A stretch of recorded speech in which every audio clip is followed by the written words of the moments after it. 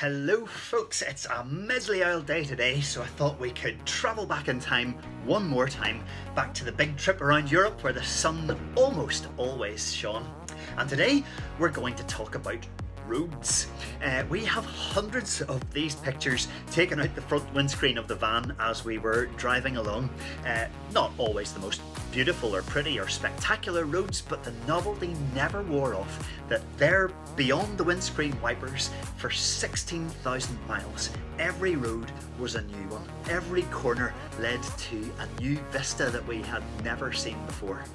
Now that we're back home, we're actually able to keep track of all the roads we took thanks to this little app that we used called Polar Steps. You leave it running in the background on your phone and it kind of kept track, used the GPS to keep track of everywhere that we were, so we can now zoom in all these years later and see all of the paths and roads that we took.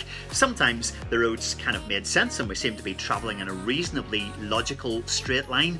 At other times you can tell we got a little bit lost and went round in circles, so you can keep track. Even all of the detours and the wrong turns are all preserved for posterity thanks to Polar Steps. Now, most of our road choices were thanks to Ali, which is the name that we gave to our sat-nav, and I have to say, on the whole, mostly she led us right, but every so often, especially in Norway, the amount of twists and turns made Ali almost go into meltdown. Especially here, this is called Trollstigen, which is the Troll's Ladder.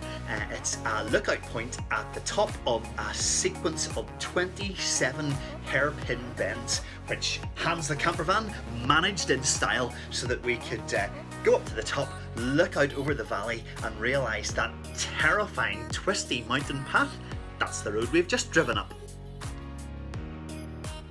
The only road that Hans seemed to struggle with, in contrast, was called the Grossglockner High Pass in Austria.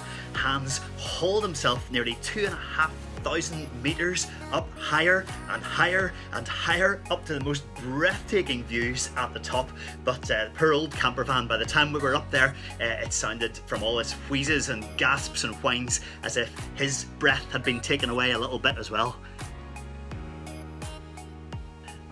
And speaking of roads, the ones that we will never forget were the ones in Norway that turned into tunnels, not just for a minute or two or a mile or two, but forever, or that's what it felt like. You started to wonder, were you going through the mines of Moria? Were you about to meet Smog the dragon?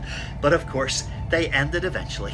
And so, maybe as a little sign and a little symbol of what we're all living through at the minute, this dark tunnel that we've all passed through over these last few months. Well, you all know what comes at the end of the tunnel, don't you?